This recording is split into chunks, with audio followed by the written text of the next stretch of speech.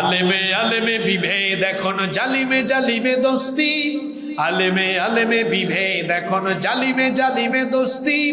পথের ঠিকানা জানা নেই কারো, কে কোথায় পাবে স্বস্তি, কে কোথায় পাবে স্বস্তি। আমাদের কারবার দেখেন হুজুরদের, সালাতে কোথায় দুহাত বাঁধবে নাভির উপরে নিচে, আমিন বলবে চুপি সারে নাকি সজোরে আওয়াজ ফুকে। ছোট আরো ছোট বিষয় নিয়েও চলছে ভীষণ দ্বন্দ্ব, সব দল ভাবে আমরাই ভালো অন্যরা কালো মন্দ। ফরজ নিয়ে তো মারামারি নেই, নফলে সফল ডুব, টুপির আকার আকৃতি নিয়ে গবেষণা হয় খুব।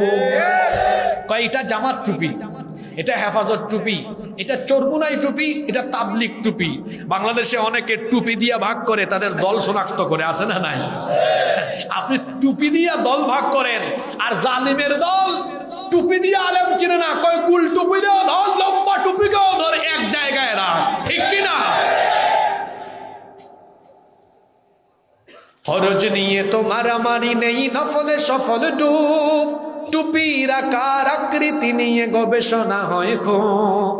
এই সুযোগে আমরা দেখো হাকিয়ে বেড়ায় হস্তি, জালিমে জালিমে দোস্তি, আলেমে আলেমে বিভেদ এখন জালিমে জালিমে দোস্তি। পথের ঠিকানা জানা নেই কারো, কে কোথায় পাবে স্বস্তি, কে কোথায় পাবে স্বস্তি। খেতির নেশায় আলেমের মন ব্যস্ত, ভীষণ ব্যস্ত, এই সমাজের সব কাজ তাই জালিমের হাতে ন্যস্ত।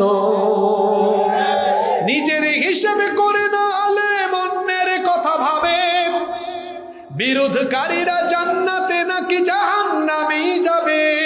কাফের ফাসিক লক্ষ ফতোয়া পকেটেই আছে জমা, আল্লাহর কাছে ছাড় আছে তবু তার কাছে নাই ক্ষমা।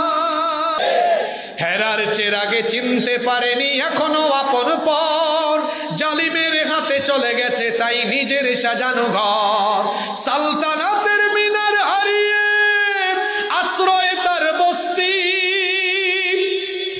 জালেমে জালেমে দোস্তি, আলেমে আলেমে বিভেদ এখন জালিমে জালিমে দোস্তি। পথের ঠিকানা জানা নেই কারো, কে কোথায় পাবে স্বস্তি, কে কোথায় পাবে স্বস্তি। এই দেশে আলেমরা যদি এক হয়ে যায়, এই দেশে ইসলাম আর মুসলমানদের বিরুদ্ধে কথা বলার সাহস কেউ পাবে?